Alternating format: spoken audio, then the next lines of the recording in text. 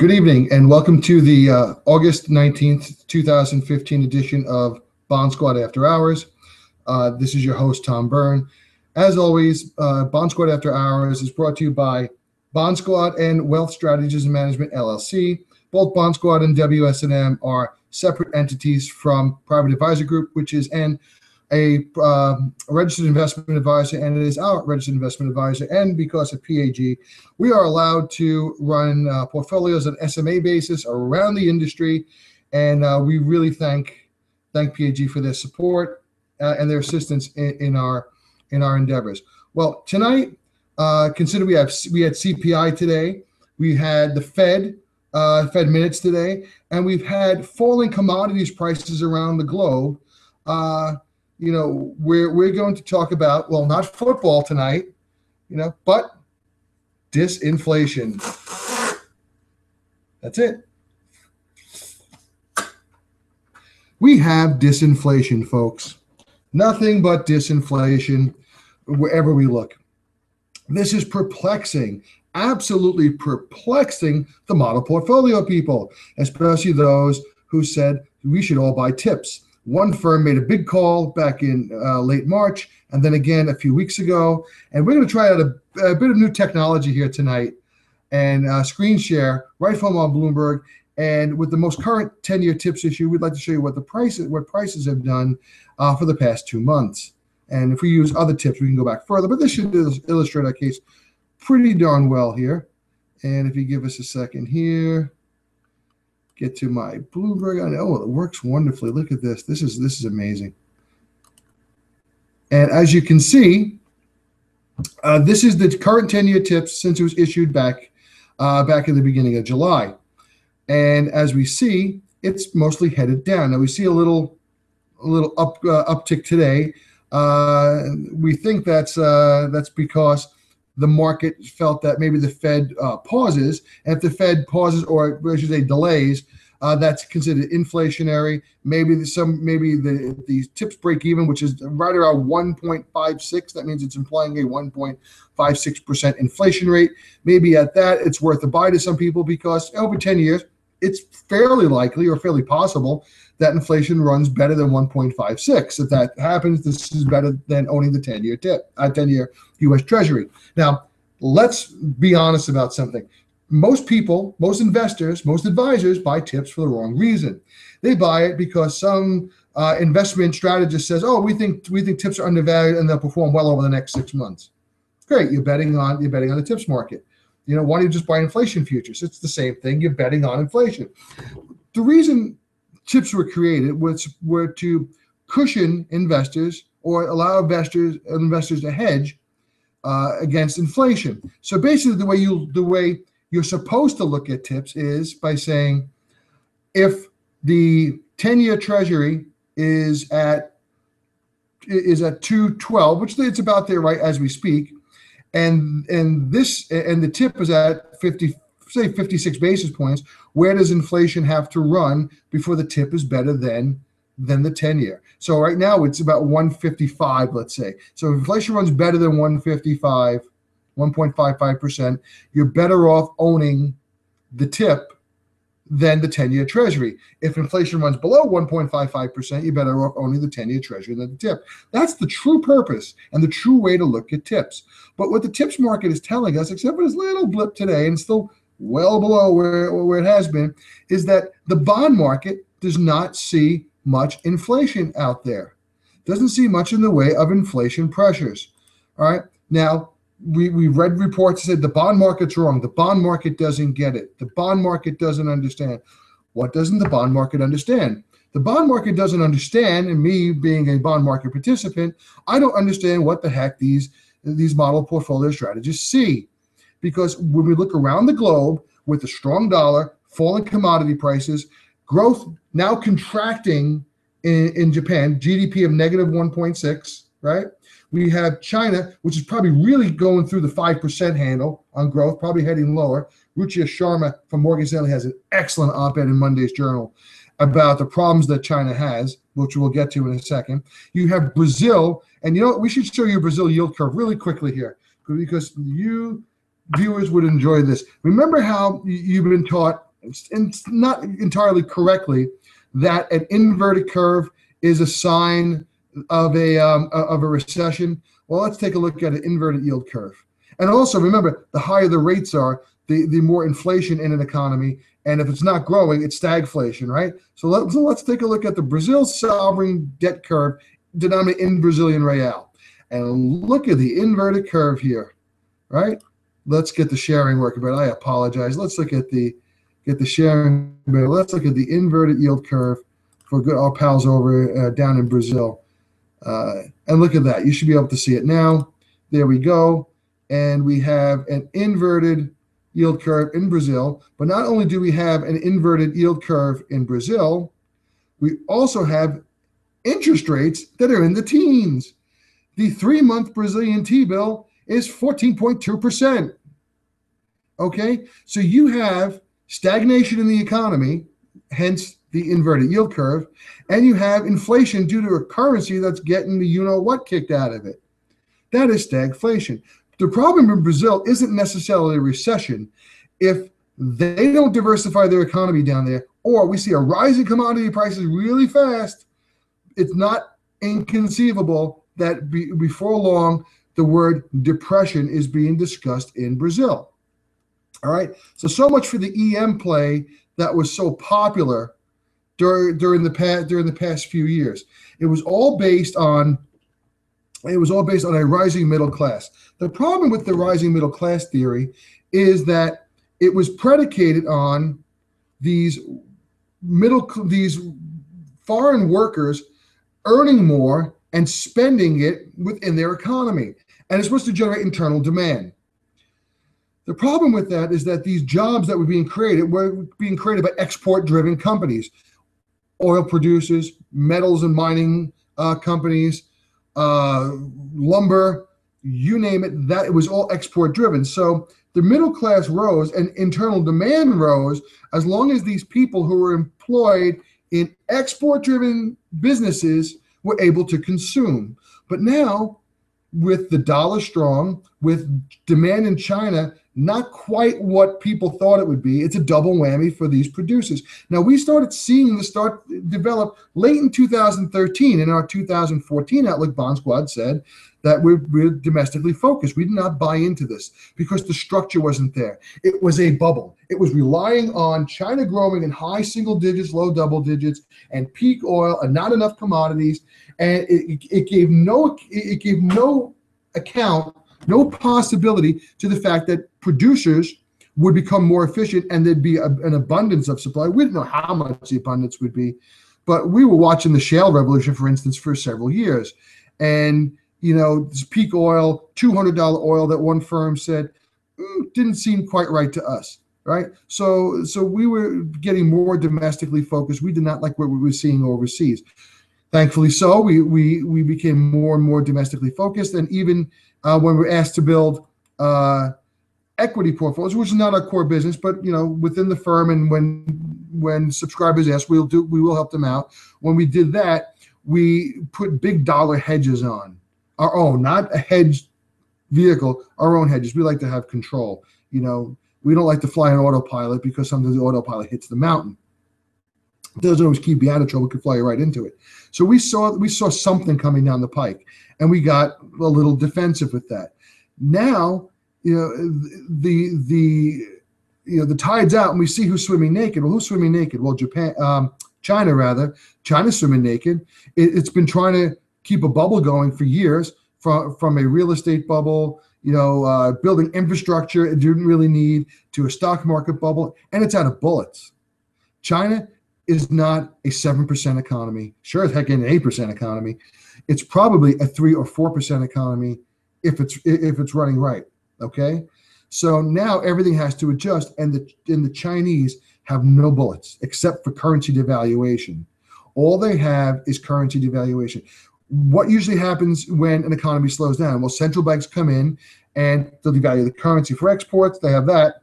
They'll lower interest rates to encourage borrowing, but that's an over-leveraged economy already.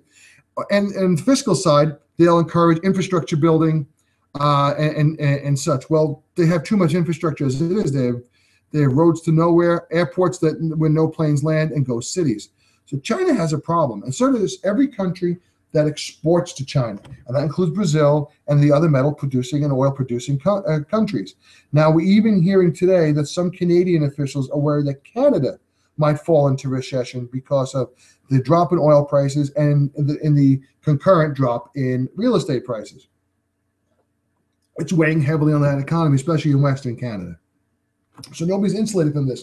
As we've been saying, this is what we're seeing with disinflation is not cyclical, it's structural. Think about it, folks. Why do economists dislike monopolies, oligopolies, oligarchs, so we can get that out, and cartels? Why? Because it reduces competition. When you reduce competition, you get higher prices and lower quality. The consumer suffers. When you have competition, you get lower prices and usually higher quality. So that's what it's supposed to be, good for consumers and good for economies. Well, now because of technology and especially communication technology, interconnectivity, we have competition for jobs, for business, for raw materials, for energy, thanks to fracking, all over the world. So what you're seeing is a drop in price because competition breeds lower prices, right? This is not a bad thing. It's only a bad thing if you're in a mortgage/leverage-driven economy where people were supposed to borrow their way to affluence, borrow their way to their aspirations, and borrow in today's dollars and pay back over time in depreciated dollars. That model is probably done, at least for now, and probably for the next decade or two, okay? We are now a streaming economy. I don't want to say sharing economy, but let's say a rental economy, a borrowing economy, not in the sense of leverage, but we're going to consume things on an as-needed basis. We won't buy a car, we'll use Zipcar, right? And when we need one, it's delivered to our door. We'll use Uber because it's a cheaper way of getting car service. We won't buy a DVD anymore, we'll stream it from Netflix, and we can give it back when we're done. It doesn't take up room in our house. It doesn't cost us the price of the DVD. It's better than a rental at the video store. I don't have to drive to the video store. I don't have to bring it back on time.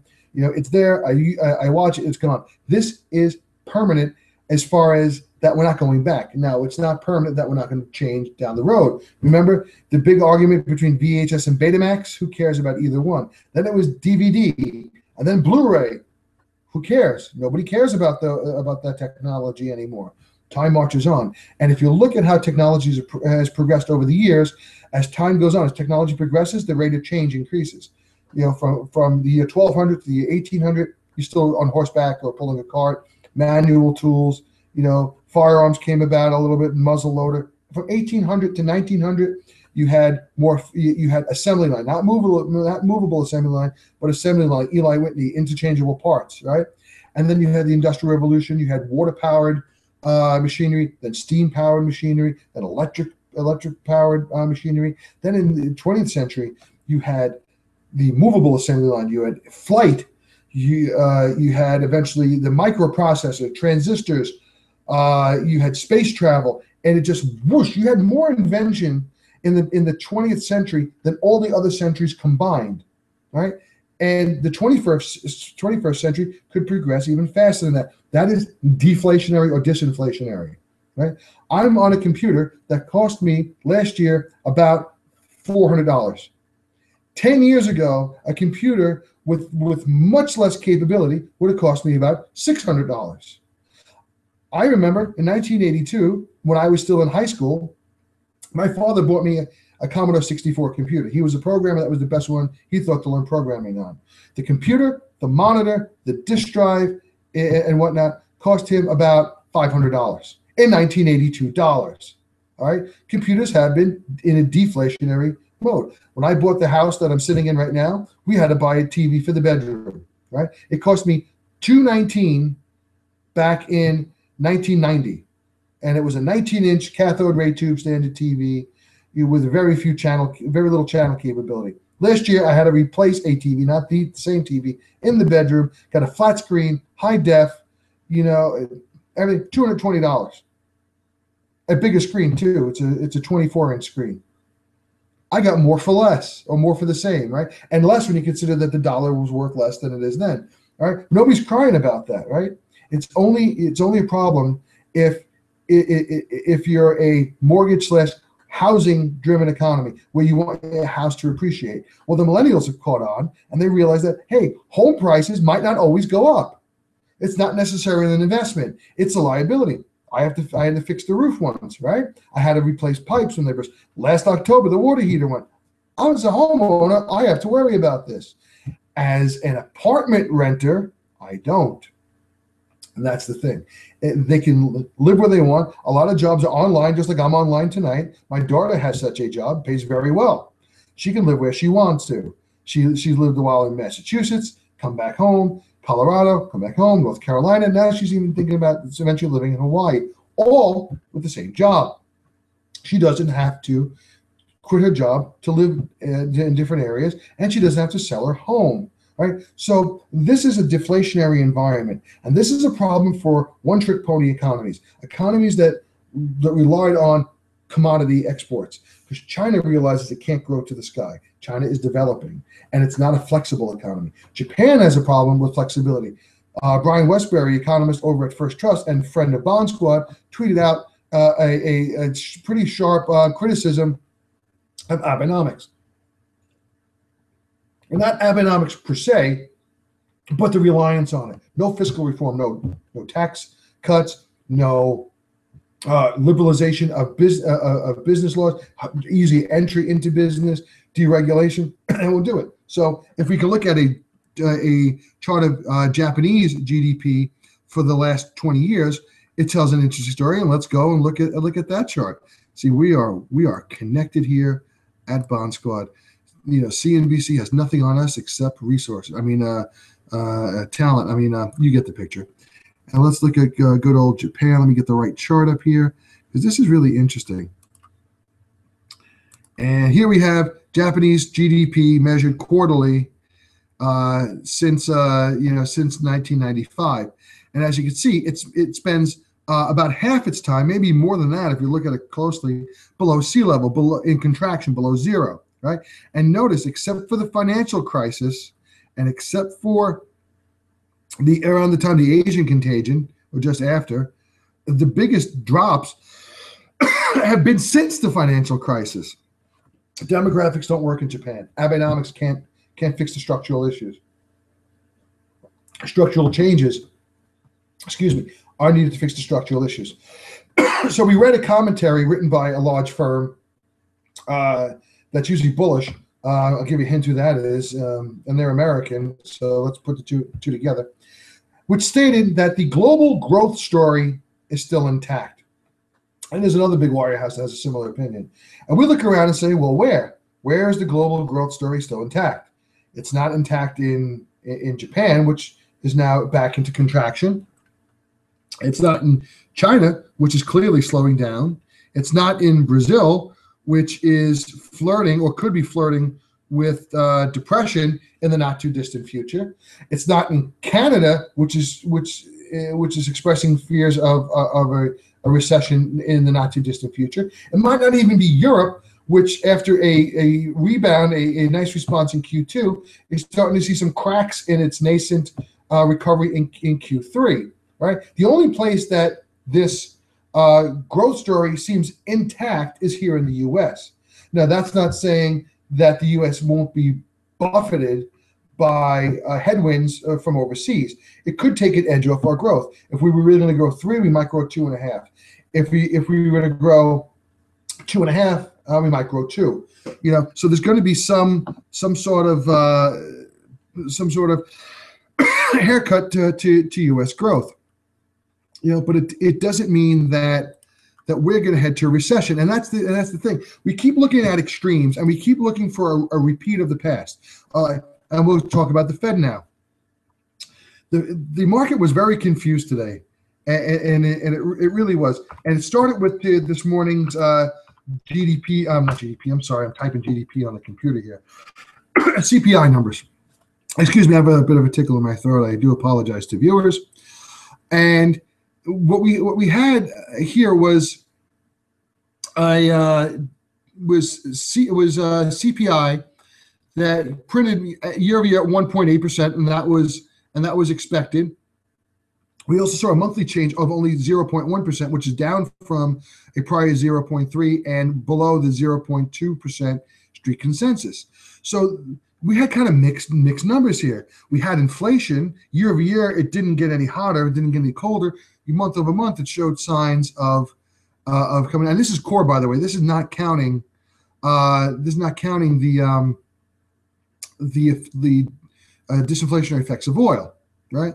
If it was that, would be much lower. So what we have going here, it was one part of the market was saying, you know what, the numbers didn't get really worse. The Fed could still tighten, and another part of the market was saying, oh, you know what, it's not that strong. Maybe the Fed's not going to tighten because the Fed probably doesn't tighten unless inflation gets back to 2%. And that played out in the bond market a bit, and we saw that in the yield. And we can show another chart. We're enamored with this. An intraday chart. Let's see if we can bring this up if I didn't knock it off. Of the 10-year note. And why is it not there? I think this is it here. Here we go. This is the yield of the 10-year note intraday today from about 7 o'clock this morning. As you see, we started the day. We were bouncing between 218 and 219. Then 8:30 today, as you can see on the chart, we get the CPI numbers. And first, it looks a little deflationary, disinflationary, and we have a sharp drop down to about 216 or so. And then the market says, "Hey, wait a minute. It's not that negative. It's still 1.8, and there's some good signs in there. Maybe the Fed will tighten." So it jumps up, and at one point, right about 9:15 today or so, 9:06 actually, we break above 222, and then the market decides, after a few economists and strategists such as myself comment and say, you know what? It's possible that the Fed goes in September even if inflation's not at 2%. And you know what? If you look around the world, we don't see much in the way of inflation pressures. Boom! We see the yield of the 10-year make a beeline for the ground. It's gravity works, folks. Until it starts to level off right around noon, it starts leveling off right around 216. Then we have, if you see, right around 140 today, Bloomberg inadvertently released the Fed minutes 20 minutes early. And initially, that was considered inflationary. The Fed said that it sees, at least when you first look at it, that we're moving towards a time that we could tighten. That's what came on the headline, and boom, we jump back up to almost 218. Then you read the minutes, and the minutes were decidedly mixed, folks. The minutes said that the Fed doesn't see signs yet that we're moving back to 2% inflation. The Doves, and remember, this is all anonymous, the Doves came out and said, well, you know what? We probably shouldn't tighten yet. And this goes with what Minneapolis Fed President Coach Lakota said in a journal op-ed today, that he doesn't think that the Fed should raise. There's too much weakness out there. The Hawks said, you know what?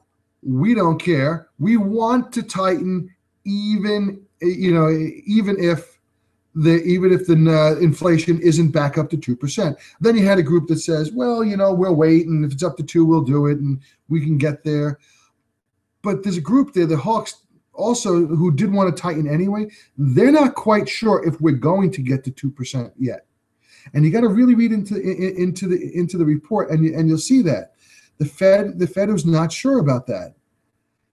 So now the market's faced with the possibility, which we've been saying, that the Fed tightens just to get off of ZIRP, zero interest rate policy, even if GDP is below 3, even if inflation is below 2, even if job growth is below 3 or even 2.5, just to get off of ZIRP. And this blows up the models again, because the models say the Fed doesn't do this. And it says if the Fed does do this when the data doesn't indicate it, it means the Fed sees the data going back to the old paradigm. Not this time, folks. The Fed, we believe, is starting to admit publicly something that's probably known for quite some time. that the economy has changed. Peak interest rates, Fed funds, is probably lower than 3. Neutral is probably lower than 2.5. Core structural inflation might be, as measured by core PCE, is probably in the mid ones, maybe high ones, not 2 or over. So we're down to like that 3/4 economy that I mentioned in reports and on this program a while back. So the bond market's now pricing that in. The bond market did lower the probabilities of a September tightening. We think September is still the base case, but it's become increasingly problematic. Maybe it's a 50-50 chance at this point. The bond market's pricing in more like a 35% chance based on the surveys that we've seen.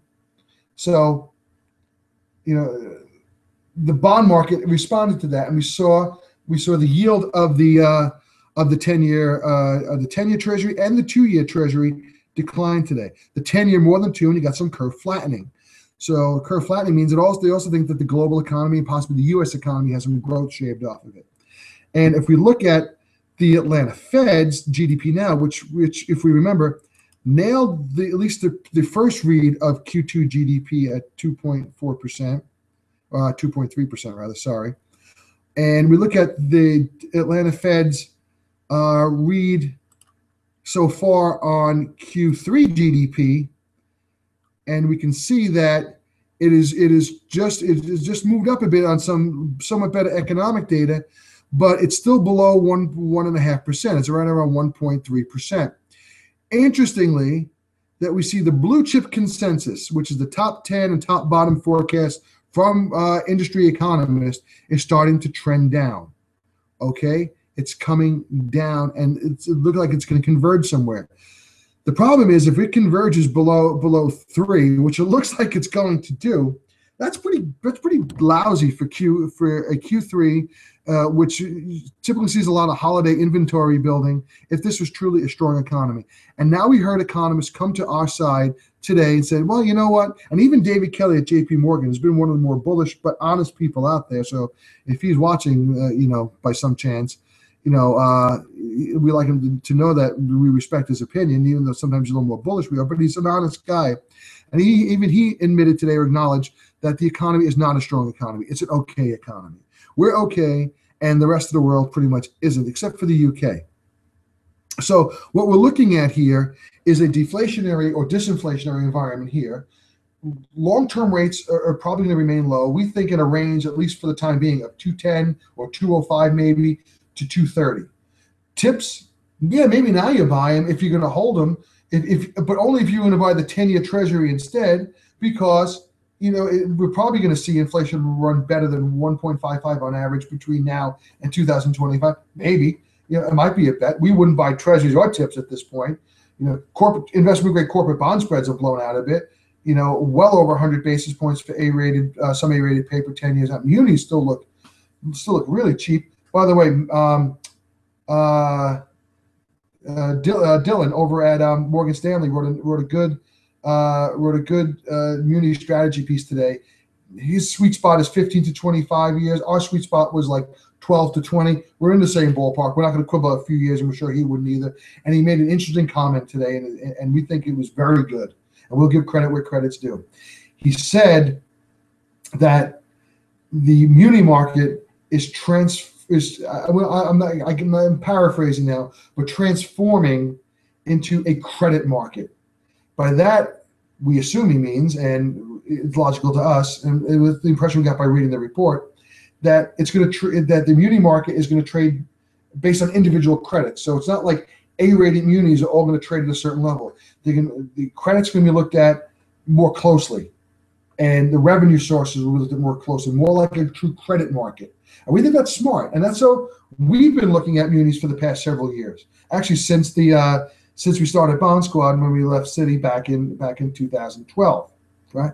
So we look at the credits on it, and this is problematic for everyone using the sleeve approach, because the sleeve approach paints things with a broad brush. You can't be customer individual, and it looks at everything in short-term total return through a short-term total return spectrum. That's probably the wrong way to look at this. So tips, yeah, if you try to hedge inflation, tips for because you think there's a play in a tips vehicle for the next 6 months, probably not, And you have to ask yourself as an advisor and investor, are you an investor or are you trading? Are you trying to rotate in and out of asset classes and time the market? If you can successfully, good luck, because we haven't seen anybody, including the best MPT strategists, able to do this consistently. Yeah, maybe from 2009 to 2014, but the Fed pushed almost everything up. My cat could have come in, put his paw on something, and we could have bought something that went up. There's no talent there, all right? You know, one of my colleagues came in today and said something to the effect that he was impressed that I can see through the data and see what's coming down the pike. I can read it and know what's coming. You know, it's really not that difficult to do. You'd have to look around the world. Look around at the different economies, look around at the different corporate bond issuers, look around at the different municipalities, and you can draw some pretty solid conclusions. And this reminds me of my days in the Boy Scouts. In the Boy Scouts, we had something called the Weather Rock. And the Weather Rock was a really, really good way of predicting the weather. You know, and it really was. You could actually predict the weather with a rock. And let me see if I can get a picture up here for you on the share, because you'll like this. You'll like the weather. Here is the Weather Rock. And as you can see, the Weather Rock is very accurate. When the stone, or the weather stone in this case, we called it a Weather Rock. When the stone is wet, it's raining. When the stone is dry, it's not raining. When there's a shadow on the ground next to the weather rock, it's sunny. Right on top, it's snowing. Can't see the weather rock, it's foggy. If it's swinging, like we never saw that, windy. If it's jumping up and down, it's an earthquake. And if it's gone, it's probably a tornado.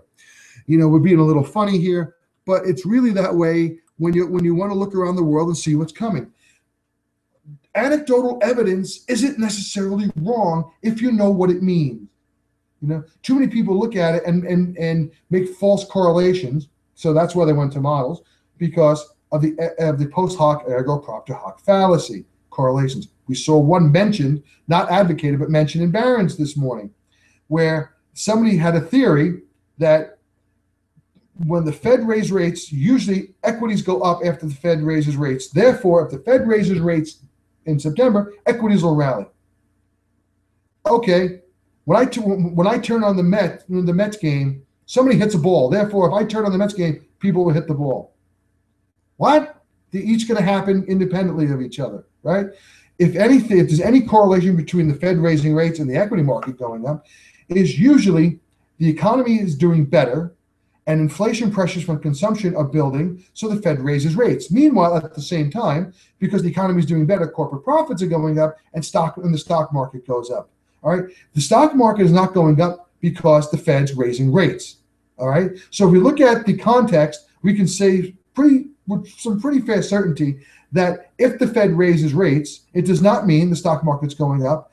And conversely, if the Fed doesn't raise rates, it doesn't mean the stock market's going down. We would bet if it didn't, the stock market would go up, because stock market is really being fueled at this point, or was the last year or so, by buybacks and Fed policy and cheap rates. Okay, I wish I could dig out the chart now, but somebody posted a chart the other day. It was one off of, I believe it was one off of Bloomberg. I showed the correlation between interest rate drops, share buybacks, and stock market performance. And the fear is that someday borrowing won't be this cheap. Some of the weaker companies will have to, even some of the stronger companies will, instead of refinancing at higher rates, will just reissue the stock that they bought back and dilute shareholder value rather than borrow at higher rates. But that's the story for down the road. So we love correlations as much as anyone, but the reason that I'm able to see through the data and why many good strategists, I mean, there are a lot of good ones out there, professionals. Gunlock is that he's very good at seeing. Ruchir Sharma at Morgan Stanley. Our old pal Mike Brandis was, in my opinion, is the best fixed income strategist on the street. John Mackay over at Morgan Stanley, top-notch guy. You know, very good strategist. You know, George Friedlander on the muni side at Citi. Kevin Dillon at Morgan Stanley on the muni side is a good fixed income strategist. These people know, but it seems that their strategies don't make it into the global the global investment committee strategy. We don't know why. It's a wealth management thing, but that's where the strategy for a bond squad, Look at Bond Squad, look at the real fixed income strategist for fixed income strategy. Look around the world, and it's pretty clear to us that we are in a disinflationary environment. Global growth is slowing. Commodity prices should stay low. Borrowing costs should stay low, but borrowing demand is probably not going to rise a whole lot. Until something changes structurally, fiscal side here and abroad, the economy you see is probably the economy you get. So what we suggest, again, municipals, investment grade corporates, if you want to speculate in the high yield markets, if it's suitable for you, remember suitability matters most, in the double B area. If you want foreign, look for hedged or dollar denominated investments which are exposed to exporting to the U.S., not exporting to China or elsewhere in the world. If you want emerging markets, we like emerging markets that maybe have some more flexibility. Poland, South Korea. Remember, South Korea is not an energy exporter; it's technology. Look for countries like that. If you want to play, a country that has energy exposure, exporting because you think it's going to turn around, we don't. But Mexico, because they export more than energy and their close relationship with the U.S., and because they're privatizing many formerly state-run or partially state-run industries, that's where we look. But again, these investments aren't for everyone. You must determine suitability for you and/or your clients. And with that, we'll leave it here today. We're not bullish on the inflation trade. Sorry, guys. And with that, have a great night. If you need to speak with us, call us during market hours, 570-424-1555. Email anytime, thomas.byrne, that's B-Y-R-N-E, at WS Whiskey Sierra, the word and, A-N-D, Mike.com. If you want to see it visualized, we have it here. We should probably put this on a screen share, but we haven't had it up there yet. That's where you can find us. Subscribe. Remember, you can do it for $25 a month. You can cancel at any time. You get more than the reports. You get full access to us. We are the bomb desk that works for our subscribers, not for an investment committee, not for a big firm someplace. We are only beholden to our subscribers, and we can manage portfolios for you on an SMA basis or internally. If you want to open an account with Wealth Strategies Management, we'd be happy to run a portfolio for you. Trust us, our fees are very affordable if you compare, and so give us a shot. And with that, have a great night. And remember, we are Penn State. We're going to have a good season this year. And that's all we have. Good night.